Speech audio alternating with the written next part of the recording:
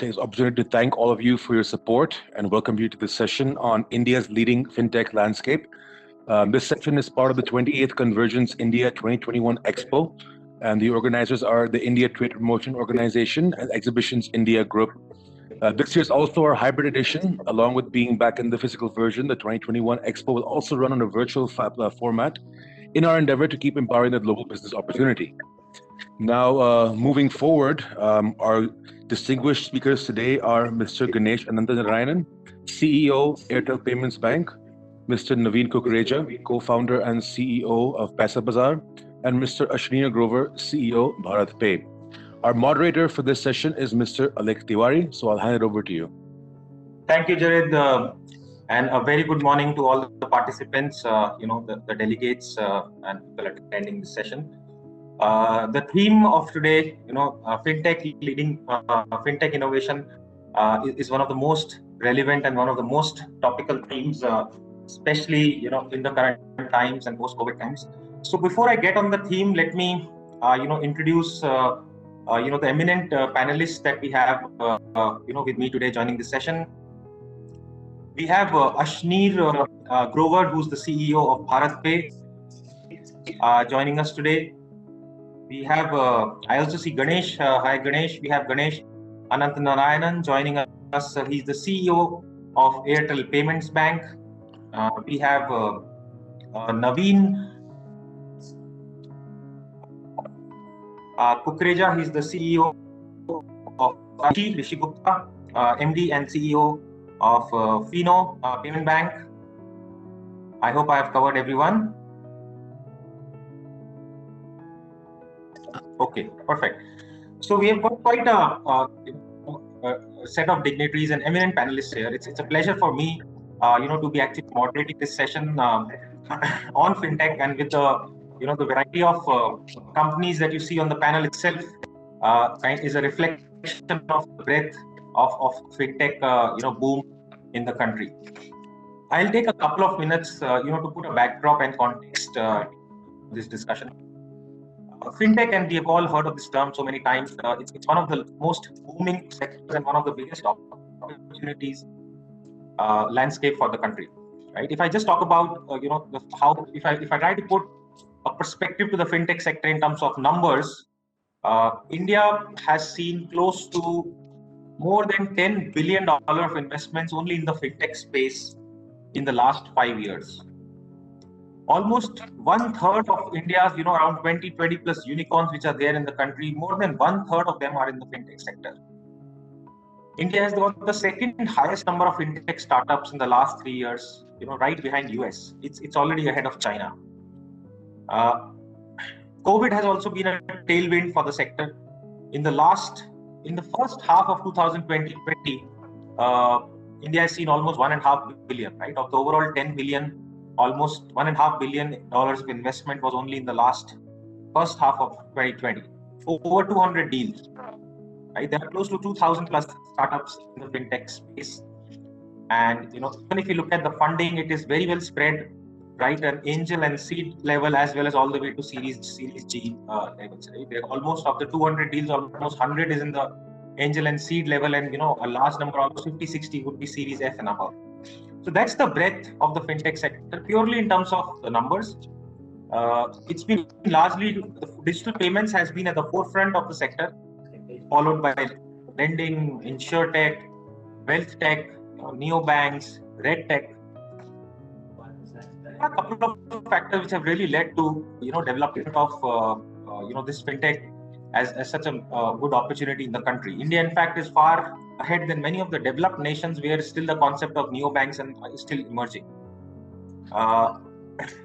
Some of the main factors have been, the unique identity, solving for the unique identity for the country in the form of Aadhaar, getting everyone a bank account in terms of Jan Dhan, Pradhan Mantri Jan Dhan Yojana, to be able to store the money, building scalable platforms, scalable payment platforms like the NPCI, UPI, IMPS, BBPS, and allowing the banks and fintech companies and wealth, insurance, lending players to be able to access these platforms. Government has also played some roles in terms of to enhance and promote Digital India, whether it's demonetization, Jan Dhan Yojana, Aadhaar, and also the entire telecom revolution to increase the internet and smartphone penetration. That has all led to the adoption of fintech.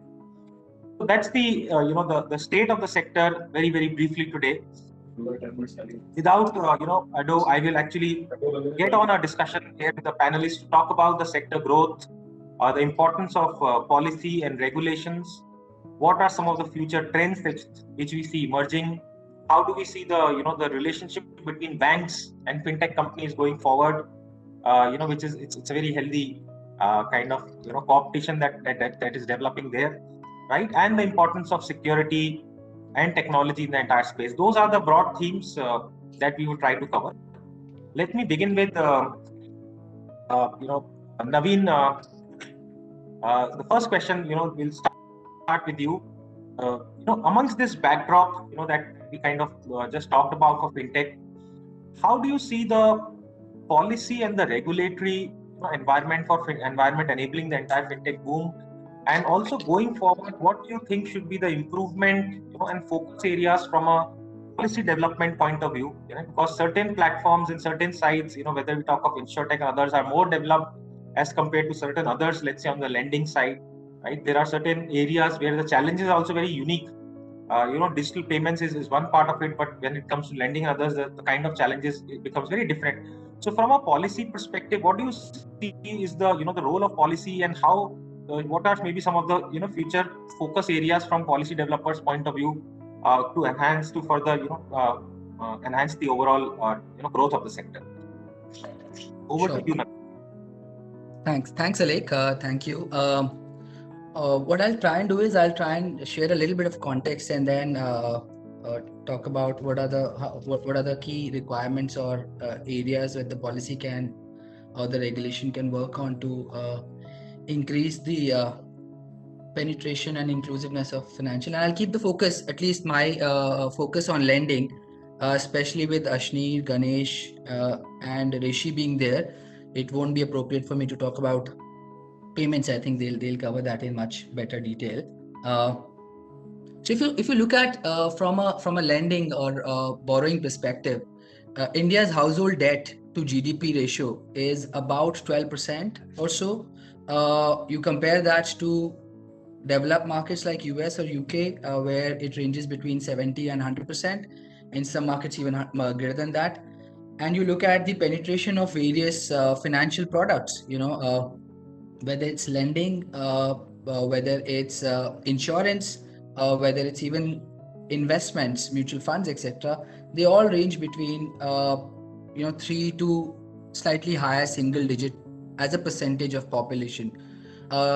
You look at the number of credit cards in the country, which is about 55 million, which is about 4% of the population. Compare that to a market like US, where the number is about 70-80% of the population in terms of penetration. You look at the credit score, penetration, people who have an active credit score. That number, while it's a very large number, it's about 200 million plus. It's still about 20% or so of the population. So fairly underpenetrated, with a great need for inclusiveness, growth, increase of penetration, and getting people into the financial ecosystem. I think 2-3 good, very strong things have happened over the last 5 to 8 years. Starting with the mobile first, and then broadband expansion, which basically sent internet and ease of using internet. And then e-commerce played its role in kind of getting consumers comfortable with buying things or transacting on internet. Then there was Aadhaar, which essentially created a digital identity for almost everybody in the country. Makes it much more easier for all financial players to validate who the person is and then be able to provide a financial product with a lot more confidence. It's not fully tapped yet, but I think that's more details. And then there are things that are happening around digitalization of the processes. whether it's allowing of video KYCs, creating a CKYC infrastructure, again from a lending, primarily from a lending, maybe even insurance perspective.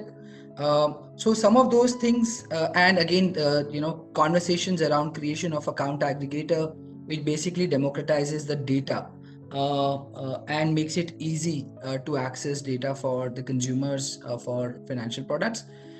So it's moving on the right path.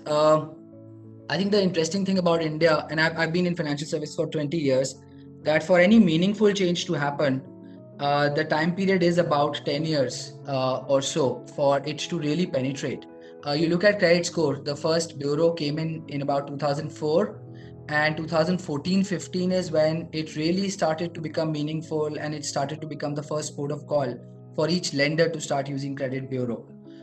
We look at Aadhaar, Aadhaar kind of came in 2014-15. It's started to get used, but then there were breaks with court rulings, etc. So it's still in the middle of getting adopted. You look at CKYC, something that's very powerful if it was utilized fully, but currently not getting utilized. So still in the 4th, 5th, 6th year of their evolution, and account aggregator in the last 1-2 years. If you're in India, you have to be very patient, have a very longish term view, and from a long-term perspective, I'm fairly bullish, which is why I'm in the industry also. That with the under penetration as well as things moving in the right direction, although a little slower than what we would like from a fintech perspective, but moving in the right direction nonetheless. I think from a regulation and a policy perspective, increasing digitalization, thereby expanding distribution and reducing the cost of reaching the customer, making it easier for newer players to come in and innovate. And again, from a lending perspective, which basically means that creating a better capital access infrastructure, a better governance around allowing innovation, but with having the right control. I think these would be 2 or 3 key things which will help drive the future growth. Thanks, Naveen, for sharing some of those trust areas. Since we are on you and we were discussing lending, I'll just follow up with one small quick question as well.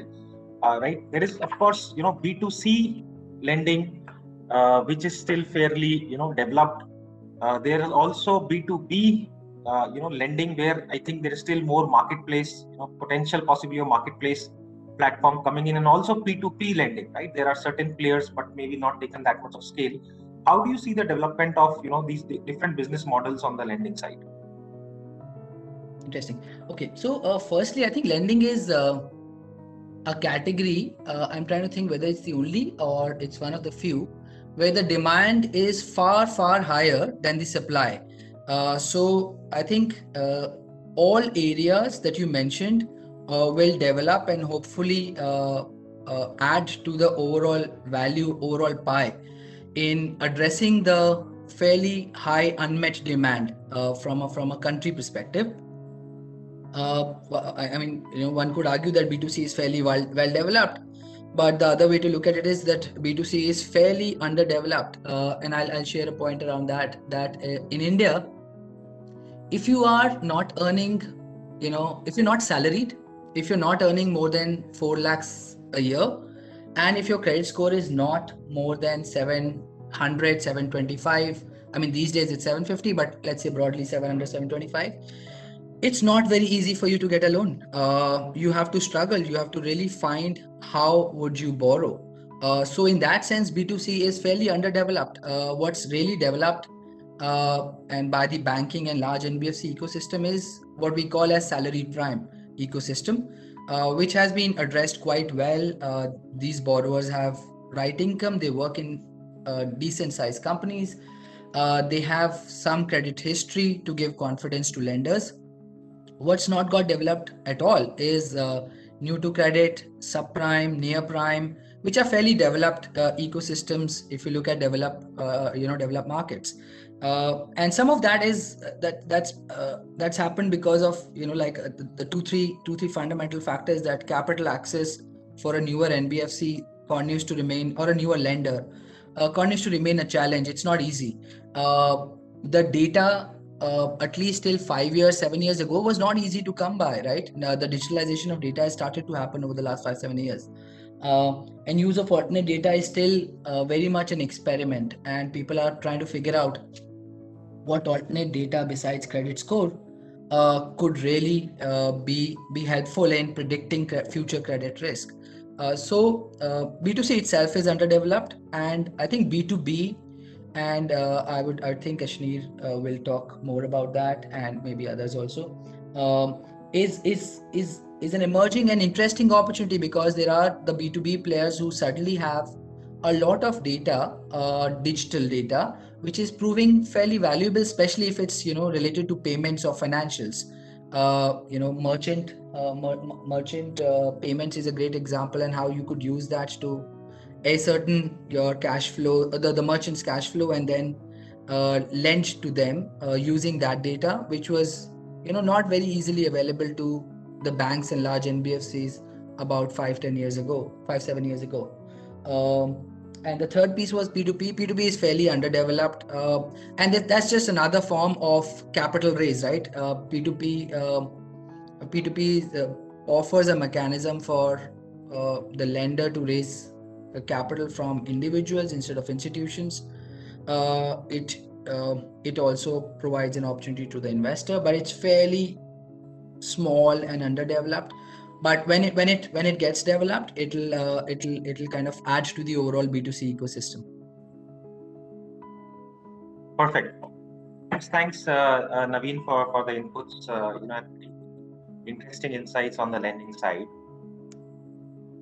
So I'll move over next, and I see Harshil Mathur has also. Harshil Mathur joined us. Harshil, I think I could not introduce you, at the beginning. So for everybody, Harshil is the CEO and co-founder of Razorpay, one of the, one of the interesting and one of the maybe fastest startup, or one of the fastest startups, especially on the payment gateway and payment solution side. So Harshil, the next question, is over to you, and this is around the future trends and the future opportunity areas. The last decade has seen many ideas. Some of the big ideas, the large big ideas, is Aadhaar, as I talked about, UPI, the entire account aggregator model. Now people are talking about many more growth ideas and opportunities, which are emerging out. Digitization of supply chain, is a big trend or big opportunity. The entire B2B payments space on the MSME side, the credit gap and lending gap that we just talked about. Kirana on the cloud, is another, important opportunity, big opportunity, which many, like, even JioMart and WhatsApp and many others are trying to, focus and doing innovations on the solutions to, go deeper into the entire retail distributor value chain. The payout use cases are again some of the biggest, are very big growth areas, especially that we see the payment gateway companies focusing on. So the question over to you is, and I know Razorpay also has been innovating many solutions, going beyond just, going beyond the PG offering as well. So what are the major, the future trends, or some of the big trends that you see for fintech over the next decade? And where are you putting your bets on as Razorpay?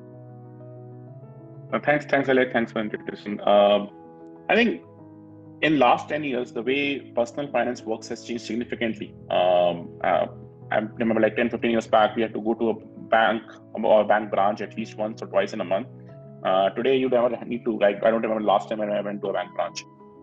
And the reason because of that personal finance side shifting, and the shift happens gradually. It started with payments, with things like UPI, card-based payments, and the rails becoming smoother. You had a lot of shifts in the wealth management side, in the lending side, and lending still continues to happen on the personal banking side. So the personal finance journey has shifted a lot for an average consumer, and because of that, an entire ecosystem on digitization for individuals has opened up, which has led to a spurt of growth of e-commerce, a spurt of growth of edtech, and a lot of these segments which we saw during COVID, which are able to boost because the base level digitization has already happened. I think the next 10 years would be spent on digitization of businesses. Business digitalization is a big trend right now, and a lot of things are happening on that side. I think payments is of course the first thing, and we have been spending a lot of time there in the last 5 years, and you see that a lot of a basic payment acceptance side has been sorted, but there's still a lot of work to be done in the payment side. For example, B2B payments and business to vendor payments, business to employee payments, and a lot of those solutions are still being built. Most of these things are still handled through manual or paper-based processes, or through human-led processes, or through Excel files. I think a lot of those will get automated, and that is the first step, which is digitization of just transactions. As that starts scaling up, then lending comes as a second category, because you have so much information about the business based on the transactions that are happening, that you can use that information to lend to those businesses, and that becomes the second category. The third category then becomes what we call it consumer space wealth management. In business, you call treasury, which is managing of money that is with the business. And again, most of those things, and even in a lot of large corporates, treasury operations are still done completely manually through relationships and through human-led processes. There's an opportunity that could reach a level of automation. And as you do that, I think the whole ecosystem shifts in a very meaningful way, because of which the kind of solutions that you'll see in different segments will happen. And this will be a very segment-specific thing, because B2B is not like B2C. You don't build a one-size-fits-all. Every business is different. Every business's use cases are different, and you have to pick up industries or segments of businesses and target that. And that is what different players are doing. For example, companies like us are focusing on the internet-first businesses. We are trying to build neo-banking, payments, and lending for internet-first businesses. Companies like Swiggy, companies like Zomato, young internet startups, and so on and so forth. There are companies, of course, in the mom-and-pop retail category, companies like Khatabook or even Jio, which are trying to digitize those. And then you have even I've seen startups coming up in the largest category, which are trying to displace SAP or Oracle kind of large businesses and trying to shift them towards this. But if you look at it, if you boil it down, the central idea is the theme. First, digitize the transactions of the business, then use that information to be able to do lending for a business. And with all of that, you be able to do other use cases for a business like wealth management, treasury, and other tax payments, and all those solutions in a different way. So while the segments may be different, the entire idea is the same, that you first start with digitization of the business, and then you can go on and go deeper with the business to cover other things. And I think that opportunity is pretty wide right now, because business owners are individuals like us, and as individuals, as we have learned how to handle your money financially, handle our expenses financially, and things like through digital channels, I think business owners are already accustomed to it. It's just the business requires a lot more handholding, because it's not just one person you have to convince. You have to convince an entire ecosystem of individuals within that business. So that is the process that we are underway right now, and most companies in that space are trying to do that. But I think in the next 10 years, we'll see a lot of movement in the digitization of B2B space, and I personally remain very excited about this category. And Harshil, when you say the digitization of the B2B, it digitalize the MSMEs, or any one of specific between one of these that you're talking about? So you pick up a business, and then you connect all the dots around that business, right? So like you pick up a business and you see what are transitions that they do. They do salary payments, they do vendor payments, they do business to other payments to other businesses, which is vendor payments, and then you pick up each of those use cases and try to digitize them. I think again, I'll draw parallel to consumer space, right? Like you pick up a consumer, you figure out what all type of payments they do, and then you digitize each one of them, and each of them probably require a different solution, or you could have a combined solution. That happens when you go deeper into it. But the idea is that you want a business money flows to be automated, right? And so you pick up a business. You, like, for example, the way we have done it on our neo banking side is that we have picked up a business. We saw that one of the biggest expense item is payroll, so we first automated that. Then we saw that vendor payments is the second expense item, which is as you would call B2B payments or distribution or business to vendor payments. We digitized that. Then we picked up, let's say, tax payments. It's a third big expense item, and we digitized that. So you pick that up and you go down that funnel and you digitize that. And as I said, like in businesses, the one size fits all approach doesn't work. You can't just digitize a business by providing one single platform. You have to look at, because the kind of things that a business needs to consider for making a payroll payment is different than the kind of things he needs to consider for making a vendor payment, and similarly for tax payments and so on. So, but the idea is that you have to digitize all those steps, and once you reach that, then you reach a significant, I would say, potential where you have enough information about a business through digital channels now that you can do things like lending much better, because you know exactly how much a business receives, how much it pays out, how much vendor payments it's doing, and things like that. And similarly, like if you go down to a retail kirana category, then the biggest expenses for them would be the distributor retailer payment. So you'll have to pick up that, and then you'll have to go down through other categories. But the idea is that you have to pick up a business segment first, and then you have to discharge all transitions that a business segment does. Commercial. So clearly, I think digitization of the entire supply chain or digitization of payments across the value chain is the big opportunity, and is the area you're putting your bets. Moving on, we have Ashneer, joining us from BharatPe. Ashneer, BharatPe is almost there in every nook and corner of the country, right? I think if you could also give for everyone's reference, maybe the spread of your payment solutions and coverage of the retail, I think it will be good statistics and for everybody to kind of know. And also what are maybe the focus areas for BharatPe, again from the opportunity and growth areas for you that you are looking at, and specifically on the kirana side, right? Because you have good presence at the retail spots. So the kirana and the retailer side, how do you see moving? Are you also looking at moving beyond the financial services or solutions to the kirana? As people are and companies are talking about, right, building up the stack in terms of inventory management solutions, stock solutions, GST filing solutions, then moving to cyber security solutions, and payment payroll solutions, and the entire stack of getting the kirana on the cloud, right? And even connecting the kiranas, with each other so that there could be better inventory, and just-in-time kind of inventory flow. So there is a huge opportunity, there. So if you could help us understand, one is what is BharatPe's, current presence and focus areas, and how do you see the kirana opportunity growing? Yeah, thanks for having me here. So see, at BharatPe, what we do is extremely simple. We put interoperable QR codes at the shop, which allow the merchant to accept UPI payments from 150 plus apps. And then what we do is, against that business cash flow that we get visibility upon, we lend to the merchant. So we are an alternate lending company which provides payment services for free. In terms of the network, we have close to 5 to 6 million retail shops that we have covered so far. But even in those 5 to 6 million retail shops, if we were to cover offline payments, we are probably the largest player today in the country.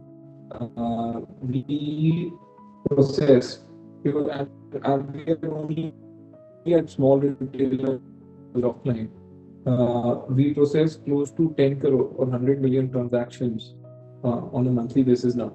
And the annual TPV of these transactions is roughly $10 billion. In terms of, if you look, right, which is what we are focused on, the guy there does not need tools to do business. That's at least our limited understanding of our customer segment. What they genuinely need is capital, right? And therefore the only thing and the focused thing we are trying to solve is access to capital. And payments and giving visibility on payment is critical to provide that access to capital. Right? And I am not a big believer in value-added services, accounting as a service, right?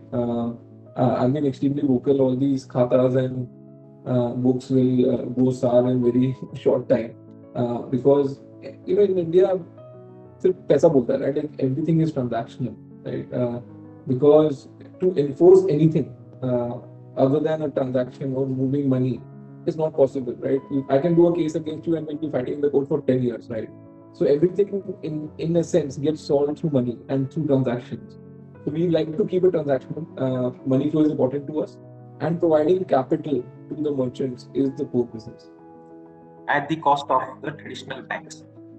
Now, at the same time, they would have fintechs also create additional opportunities for banks, because banks are also part of the fintech value chain, either in terms of the banking partners, or some of those elements which a bank, whether it's a payment bank or a small finance bank, or even pure PPI player, some of those elements of the entire offering to the customer, when they are not able to complete the banks are then the tie-ups and the partners there.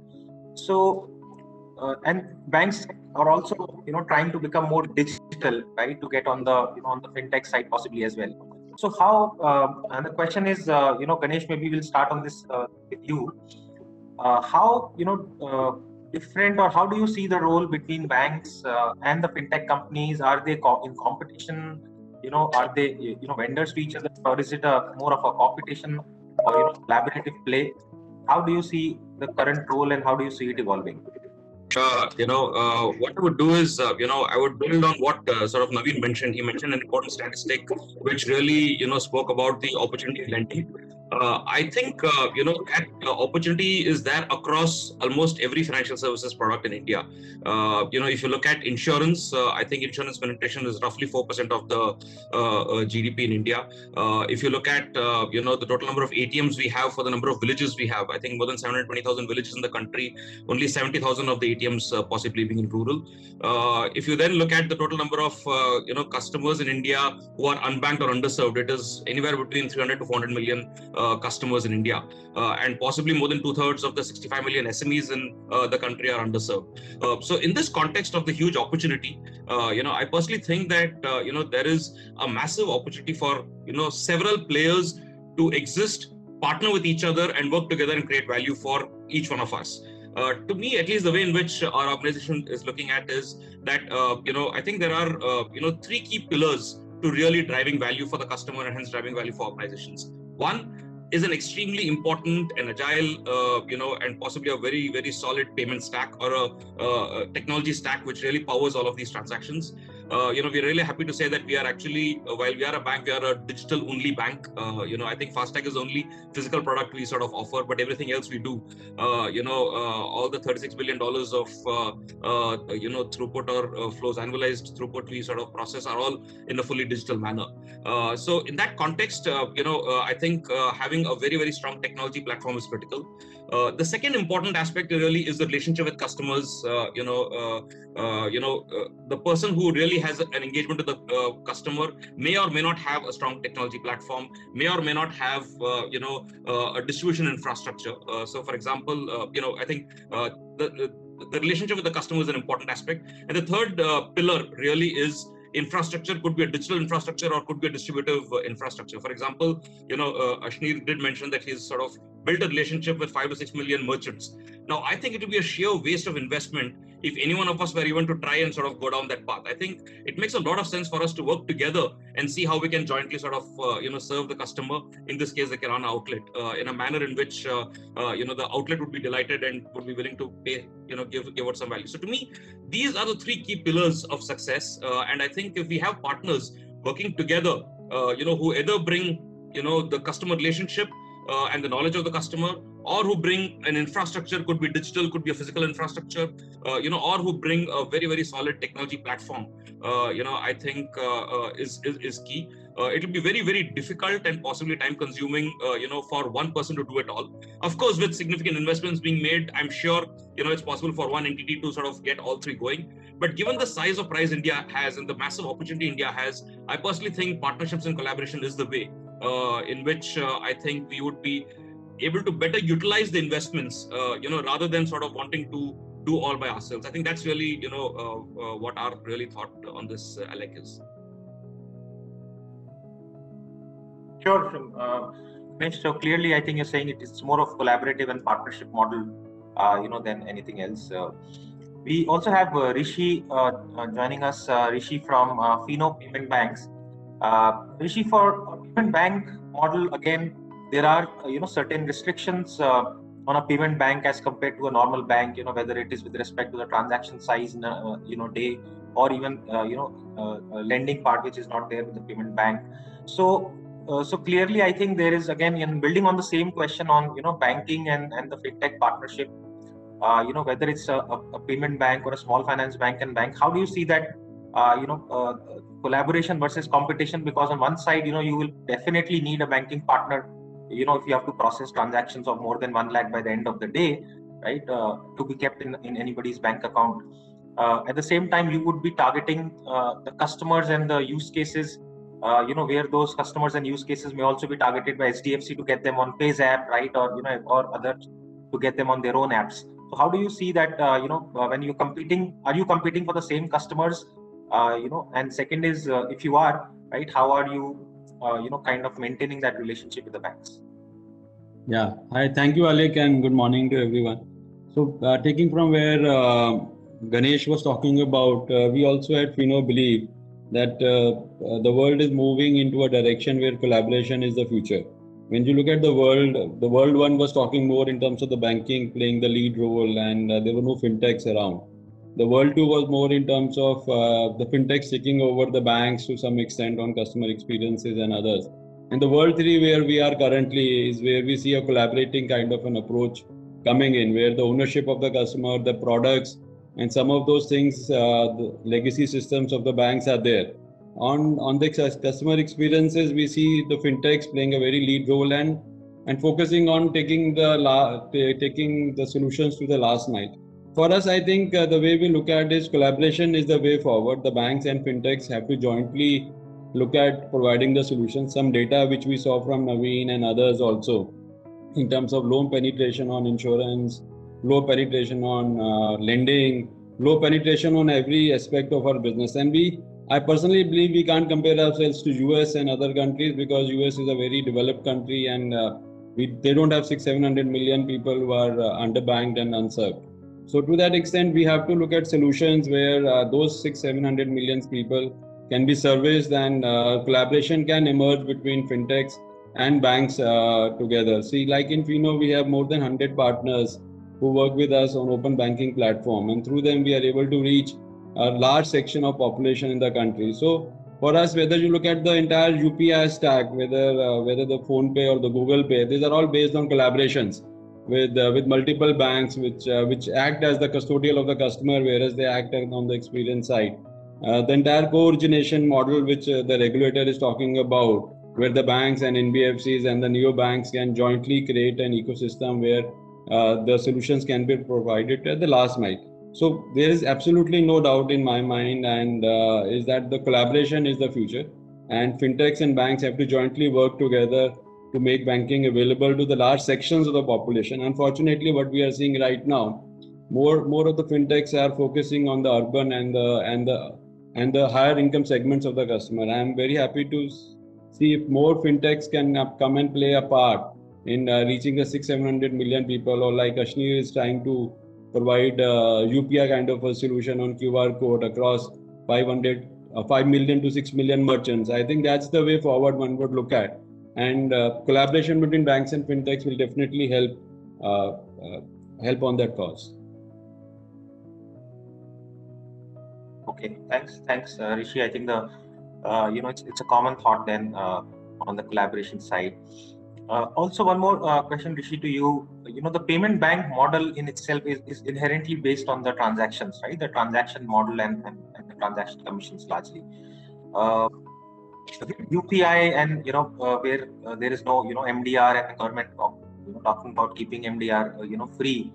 How do you see that impacting the payment bank from a viability and business case perspective? Do you think it has any impact, and what is your view on the same? See, this anything free is not a good model. I'm sure everybody in this ecosystem would believe whether UPI free or MDR free doesn't help. And you see some of the banks trying to charge on UPI side because the volume of transaction is just too high on UPI platforms, and banks are bleeding heavily in providing those kind of infrastructure and security and technology to process those millions and millions of transactions. So I personally believe anything free, whether on MDR or on UPI side, doesn't help. It is only maybe a short-term thing, but on the long term, the customer will see value and they will definitely come and use the platform. We are seeing on e-commerce also, when companies started to offer anything free 5 years, 7 years back, a huge cashbacks and discounts were there. Over a period of time, the customers started using e-commerce more from the convenience and the ease of doing transactions. So I think free is not the way one should, and definitely government should not dictate those terms on MDRs and UPI. I think it's a commercial world. We should, between the consumer and the bank and the fintech, one should decide the pricing. Having said that, the payments bank model, I personally believe there is a set of regulations which are there for a bank or any entity which is there. And I personally also believe working in a regulated world with the boundary conditions is definitely better to start with, so that you can make your business model according to the regulation and the boundary conditions which are there. I have seen in some of the other businesses which started on a very open, with no boundaries and no regulations, have started to suffer quite a bit because the regulator started to put those boundary conditions and regulations. The case in point could be the digital P2P lending, things which we see in India. And recently now we are also seeing a lot of those regulations coming for digital companies and fintech companies in China specifically, where we are seeing a China regulator now curtailing and controlling the way the entire fintech has developed over the years without any regulation as such. So starting from a regulatory environment definitely helps the companies. And coming to Payments Bank model from day one was known that it's a model based on transactions and volume of businesses. It was never built on deposits per se. So the 1 lakh rupee restriction which is there is only on the deposit end of the day balance, which you can sweep into any other bank and probably remove that restriction to some extent. You can look at credit as an offering through partnerships, which we are already doing. So from that point of view, it's a risk-free business. It's largely a transaction platform. We process more than $20 billion of transactions annually and about 50 million transactions per month. So the volume of business, and we are a profitable entity, maybe one of the only few entities in the payment space who makes profit as such. So from that point of view, the mass segment of people, the 600 million people who are not access to data, smartphones, and are largely working on cash. So the Fino solution provides access to that kind of a solution. And technology and security plays a very important part in providing that kind of a solution, because we have seen in many cases where people have lost money, and digital makes it even more, because many of them are first-time users. So they don't have a good experience on digital, and most of the companies are not having any physical infrastructure. So if there is a customer complaint, if there is a customer grievance, where do they go? So providing that kind of environment becomes super important and critical as you scale up your business and you look at those 600-700 million people who want to come into the banking ecosystem. Personally, I would also encourage fintechs to look at a long-term play, and also to look at the fact that start their business model as if they are semi-regulated, and whatever is possible within that they should look at, because at some point of time, as the business will scale, as the customer experience and customer grievances, RBI regulator is very, very worried about customer grievances.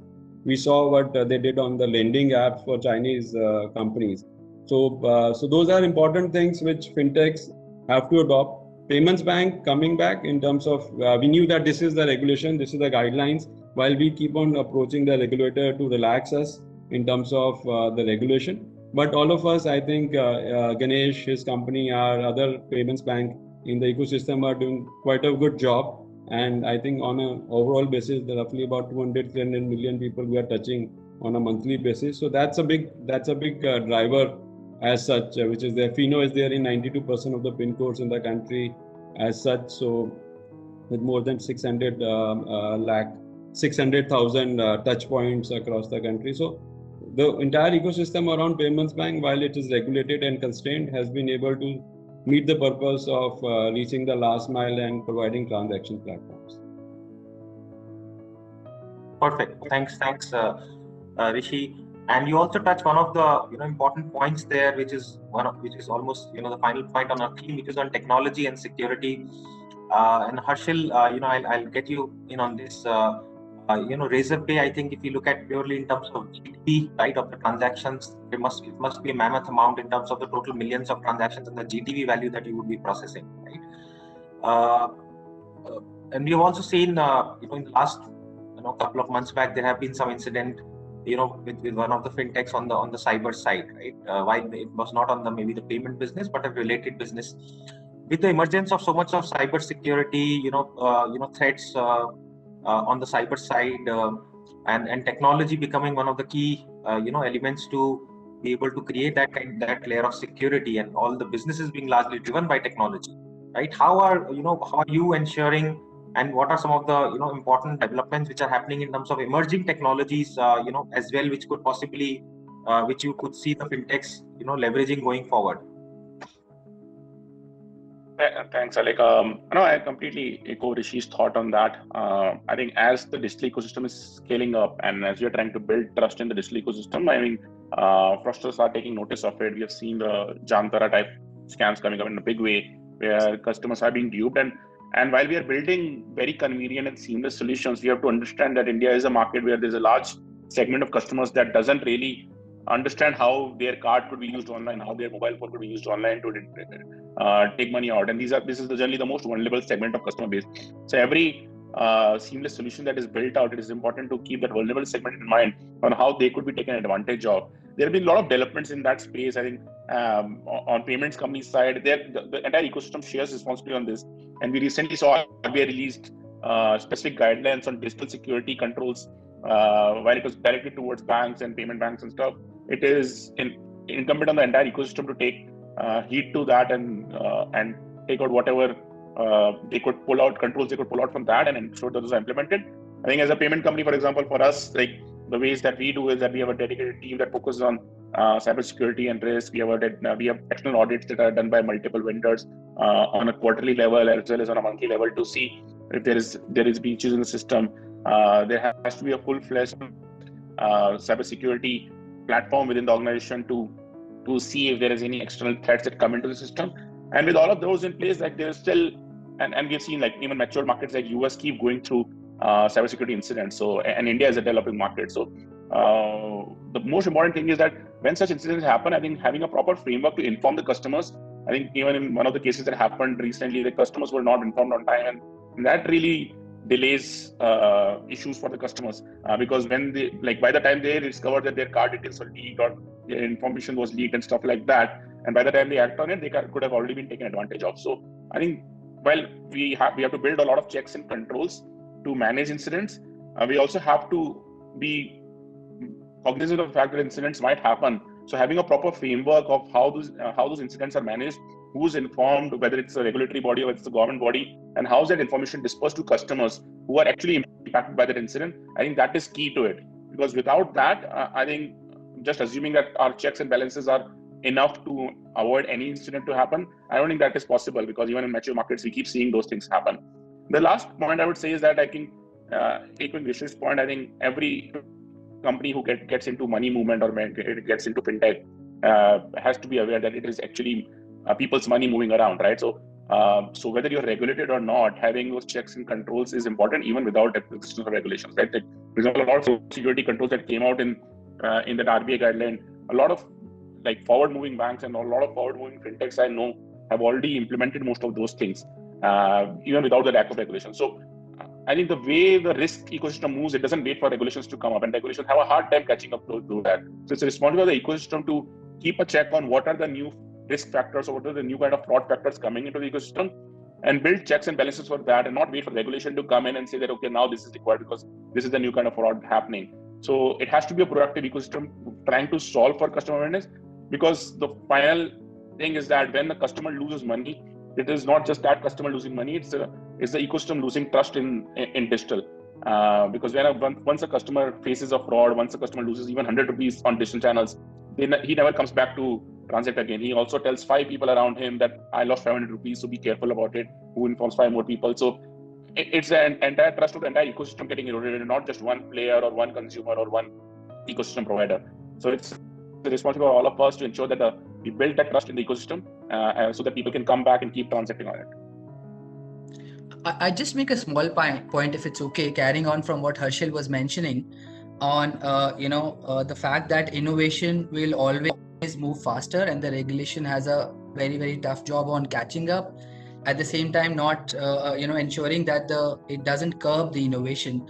I use a example of building an expressway. When you build an expressway, one has to be clear on why are we building it. You build it because it increases the overall efficiency of the ecosystem. It improves the speed, cuts down the time. And when you're building it, nobody can ensure that there won't be any accidents. What you have to ensure is that you are better on one variable, which is building efficiency, and you're not worse. You can be better on reducing the accidents, but in the extreme scenario also, you can't be worse there. And that is what regulator has to ensure, that there will be accidents which will happen, it has to be lesser or similar, and there has to be meaningful gain in some other variables. So, while I hope regulator keeps that in mind, but it's still a very, very tricky job, and it's a very dynamic job. And as we are seeing, Rishi mentioned about this, the controversy around, or the issue around China lending app related frauds. And, when things go into political spectrum, sometimes things just go a little illogical. And one does just hope as a participant that it doesn't become too illogical and doesn't put the industry back by a few years, and just keep moving forward. Perfect. Thanks, Naveen, for adding to it, and thanks, Harshil, for your response. I think it has been an exciting discussion. We covered on how the fintech space has grown so far. What are some of the new opportunity areas? We talked specifically on the B2B and the entire digitization side. And we heard Ashni talking about the retail coverage, and Ganesh and Rishi talking about the payment bank and the fintech collaboration model. Thank you everyone for your time. I think it's a very exciting and very engaging discussion, and I'm sure all the attendees and those who get to hear of these recordings later on would get good benefit by listening to this. Thank you everyone for your time. Thank you. Thanks. Thank you very much. Thank you. Thank you, guys. Bye.